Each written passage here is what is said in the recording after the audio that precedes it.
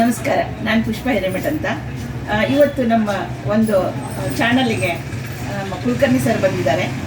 ತಮ್ಮ ಊರು ಯಾವುದಂತ ಗೊತ್ತಾಗಲ್ಲ. ನಮ್ದು ಅಷ್ಟಗ ಗ್ರಾಮ, ಕಲಬುರಗಿ ತಾಲೂಕಾ, ಕಲಬುರಗಿ ಜಿಲ್ಲೆ.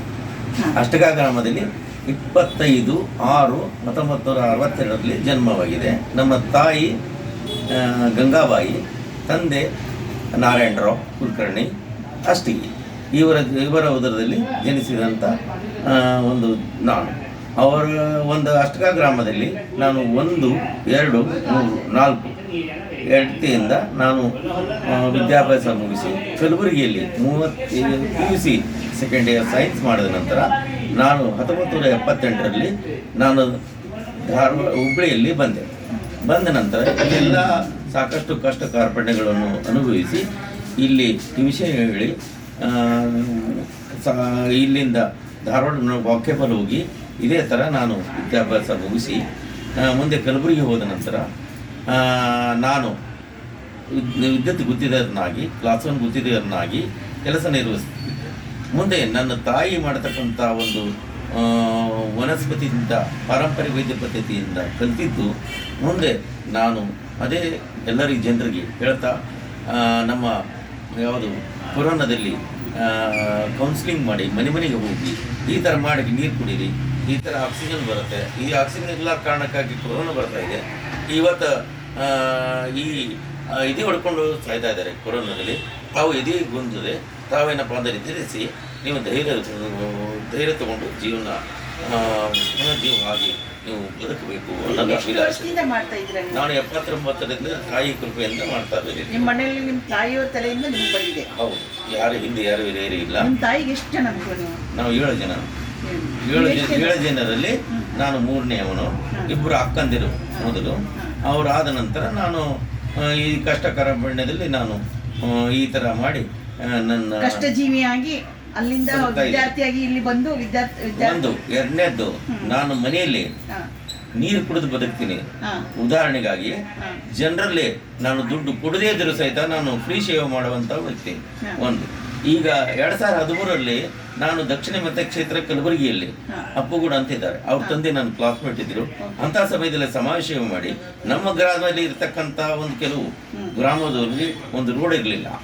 ಅವನಿಗೇನಪ್ಪ ಅಂದ್ರೆ ಅವನಿಗೆ ಬಿಲ್ ಹೆಲ್ಡಪ್ ಮಾಡಿ 10 ಲಕ್ಷ ಬಿಲ್ ಹೆಲ್ಡಪ್ ಮಾಡಿ ನನಗೆ ಮರ್ಡರ್ ಮಾಡ್ತೀನಿ ಅಂತ ಅಂದರೂ ಸಹಿತ ಅವ್ನು ಬಿಲ್ ಹೆಲ್ಡಪ್ ಮಾಡಿ ನಮ್ಮ ಗ್ರಾಮದಲ್ಲಿ 3 ದಿವಸದಿಂದ ನಾನು ರೋಡ್ ಆಗೋ ಮಾಡಿದ್ದೀನಿ ಸಮಾಜ ಸೇವೆ. ಅದರಿಂದ MLA 2013ರಲ್ಲಿ ನಿಂತಾಗ ಸಾಕಷ್ಟು ಮತ ಗಳಿಸಿ ಎದುರಾಳಿಗೆ ನಾನು ಟಕ್ಕರ್ ಕೊಟ್ಟಿದ್ದೀನಿ. 16ರಲ್ಲಿ ನಿಂತಿದ್ದೀನಿ. ಅಖಿಲ ಭಾರತ ಹಿಂದೂ ಮಹಾಸಭಾದ ರಾಜ್ಯ ಉಪಾಧ್ಯಕ್ಷ, ರಾಷ್ಟ್ರೀಯ ಸಮಿತಿ ಇದ್ದು ಸೇವೆ ಮಾಡಿದ್ದೀನಿ. ಪಾರಂಪರಿಕ ವೈದ್ಯ ಪದ್ಧತಿಯಲ್ಲಿ ಅಂದರೆ ಏನು, ಈಗ ಉದಾಹರಣೆ ಮನೆಯಲ್ಲೇ ಮದ್ದು, ಇವತ್ತು ಮೆಂತಿ ಪಿಲೆ ಅದ, ಮೂಲಂಗಿ ಅದ, ಸಾಕಷ್ಟು 5-6 ನಮೂನ ವನಸ್ಪತಿಗಳು ನೀವು ದಿನನಿತ್ಯ ಒಂದು ಪ್ಲೇಟ್ ಮುಖಾಂತರ ಬಾಯ್ಲ್ ಮಾಡಿ ತಿಂದರೆ ನಿಮಗೆ ಸಾಕಷ್ಟು ವಿಟಮಿನ್ ಸಿಗುತ್ತೆ, ನೀರು ಇರ್ತೀರಿ. ಬಿಸಿ ನೀರು ನೀವು ಪ್ರತಿನಿತ್ಯ ಕುಡಿದ್ರಿಂದ ನಿಮಗೆ ವೆಯ್ಟ್ ಲಾಸ್ ಆಗ್ಬೋದು. ನಿಮ್ಮಲ್ಲಿರ್ತಕ್ಕಂಥ ಎಲ್ಲ ಸೆಲ್ಸ್ಗಳು, ನಮ್ಮಲ್ಲಿ ಜೀವಕೋಶಗಳು 7 ಕೋಟಿ ಜೀವಕೋಶಗಳಿಗೆಲ್ಲ ರೀಜನರೇಷನ್ ಮಾಡಲಿಕ್ಕೆ ಸಾಕಷ್ಟು ನಮ್ಮ ವನಸ್ಪತಿಯಲ್ಲಿ ನಮ್ಮ ತಪ್ಪಲಲ್ಲಿ ಇದೆ. ವನಸ್ಪತಿ ಕೊಡ್ತಾ ಇದ್ದೀರಾ. ನಾನು ಕೂಡ ಗಿಡಮೂಲಿಕೆಗಳ ಔಷಧಿಗಳನ್ನು ಕೊಡ್ತೀನಿ.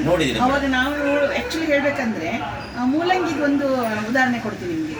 ಮೂಲಂಗಿ ಎದಕ್ಕೆ ಬರುತ್ತಂದ್ರೆ, ನೀವು ಹೇಳಿದ್ರಿ, ನಾನು ಹೇಳ್ತೀನಿ ನಂದು ಒಂದು ಊಟನ ಹೇಳ್ತೀನಿ. ಯಾಕಂದ್ರೆ ಮೂಲಂಗಿನ ತೆರೆದ್ಬಿಟ್ಟು 1 ಚಮಚ ಮೊಸರು, 2 ಇಂಚು ಮೂಲಂಗಿನ ತೆರೆದ್ಬಿಟ್ಟು 1 ಚಮಚ ಮೊಸರು ಹಾಕಿ ಅರ್ಧ ಲಿಂಬೆಹಣ್ಣು ಹಾಕಿ ಅದನ್ನು ಜ್ಯೂಸ್ ಮಾಡಿ ಬೆಳಗ್ಗೆ 3 ದಿವಸ ಕುಡಿಯೋದ್ರಿಂದ ಮೂಲವಾದ ರಿಟರ್ನ್ ಬರೋದೇ ಇಲ್ಲ. ಇದು ಒಂಥರ.